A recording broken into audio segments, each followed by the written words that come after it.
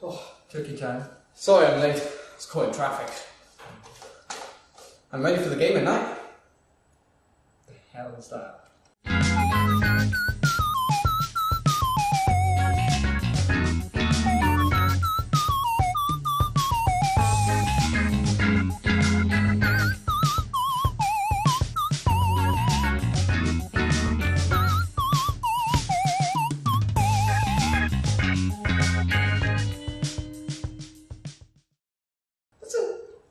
It's a SNES. I say game at night, not potato night.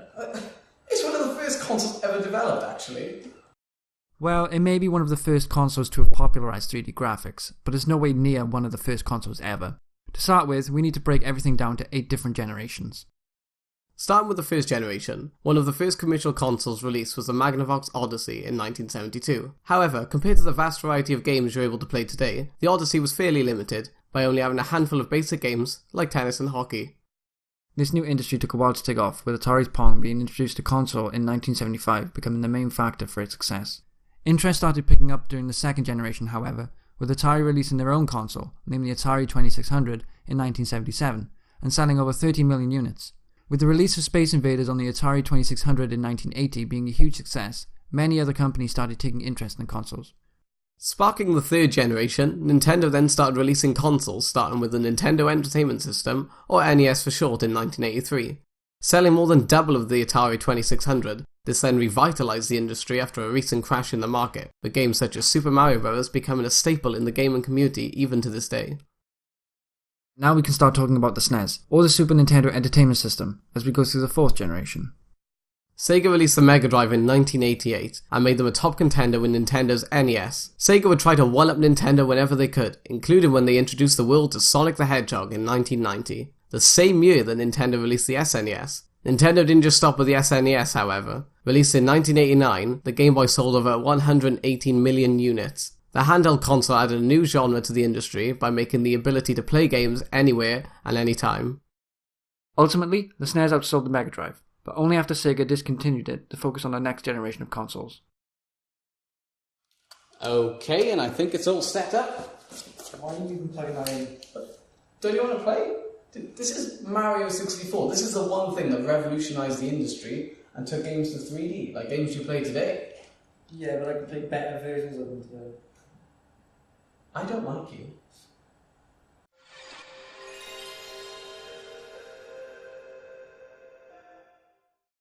There weren't many consoles that would rival Sega and Nintendo during the fifth generation. Sony dominated the scene with the PlayStation after a failed attempt to create a console with Nintendo. Released in 1994, the PlayStation was the first home console to sell over 100 million units. Nintendo kept getting better by taking advantage of 3D games. This started with Star Fox for the SNES, but it was the Nintendo 64 that 3D graphics would be taken seriously.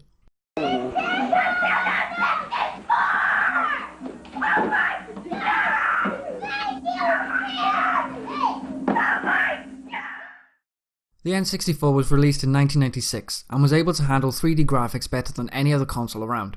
However, where it made up for in graphics, the games would usually lack in cutscenes, soundtracks and voiceovers. These would be the deciders that would skyrocket Sony's PlayStation to being the most popular console of its time. Cartridges were a thing of the past for consoles, as the PlayStation used discs that were cheaper to manufacture and faster to distribute than cartridges were. Come on. Don't you do it. Don't you do it. Don't you dare throw that banana. Don't you do it, Josh. Oh. Hey! Are you having fun? No. You're having fun, aren't you? No, I'm not. I knew it. This game's terrible. I bloody knew you were having fun. No. Let's move on to the next console. Sega Dreamcast. It's thinking. The sixth generation started with the downfall of Sega, with the release of the Dreamcast underperforming in Japan and only selling less than 10 million units. Sega's downfall was partly due to Sony announcing a new PlayStation 2 and that consumers would have to wait for this new console to be released in the year 2000 before deciding which one they wanted to spend money on. The Dreamcast was discontinued in 2001 and the PS2 became the best-selling video game console of all time with over 155 million units sold. Microsoft decided to join the games console industry and release the Xbox in 2001. It was the first console to employ a hard drive right out of the box to save games, the first to include an Ethernet port for broadband internet, and the beginning of Microsoft's online Xbox Live service. I don't remember them being this hard. Yeah, old games are actually really difficult. I mean, I find nowadays games just sort of hold your hand. Well, one thing I'll give it to you is comparing it to the other one you showed me, the graphics were a bit better. Yeah, I mean, when we head into the PS1 era, the graphics do improve quite a lot. Every company at this point have made the jump to 3D. And for some reason, every company had a mascot. Mario was Nintendo, Sega had Sonic, and the PS1 was Crash Bandicoot. With over 84 million units sold, Microsoft's Xbox 360 kicked off the 7th generation with a bang. With the ability to play DVD movies along with hundreds of games, the Xbox 360 became a well-known console throughout the gaming community. Sony brought competition in 2006 with the PlayStation 3. Different to the 360, the PS3 was able to play Blu-ray discs and was the first console to support HDMI without any accessories or modifications.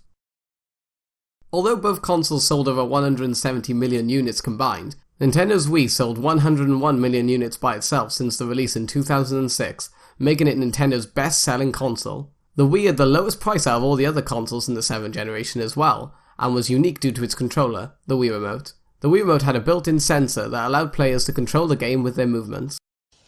I am going to kick your ass! What was that? Let's play something else.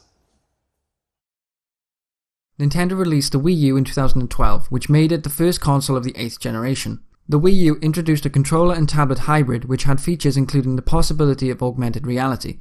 However, it was the least selling console of the 8th generation, selling around 13 million units before being discontinued.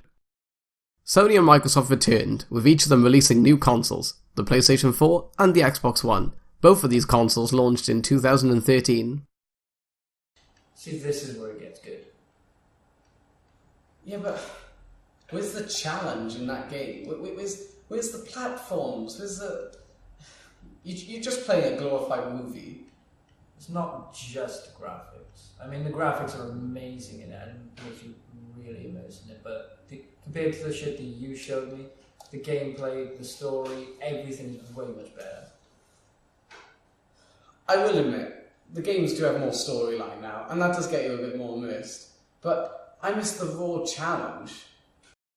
Advancements in the industry today have brought us closer than ever to be able to play games that make us feel that we are truly making an influence in the world generated around us. Recent advancements include a new model of the Xbox One called the Xbox One X. This model is currently the most powerful commercial console on the market and was released in 2017.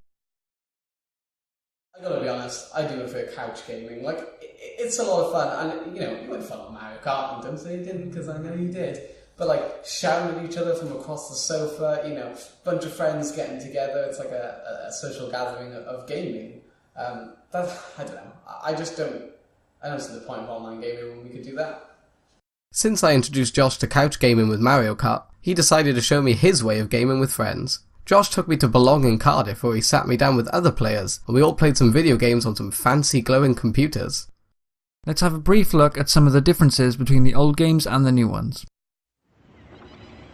But, Dr. Cortex, we haven't determined the cause of past failures. Moron! This Bandicoot will be my general, and he will lead my Cortex commandos to world domination!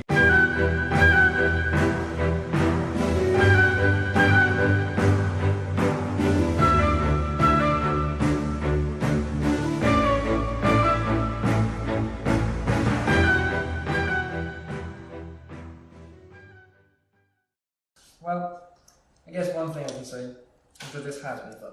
This actually has been a lot of fun, even if you did kick my ass on most of the games. Plus, I even had fun on your, new age, nerdy, wizardry technology. I'm glad. I mean, you saw my side of things, I kind of saw your side of things, but I guess, in the end, whether it be the graphics, the gameplay, the story, I mean, it's all fun in the end, really. That's deep, Josh. We've learned a lot today. I know. Let's go home. Yeah. This is your home. Oh, yeah.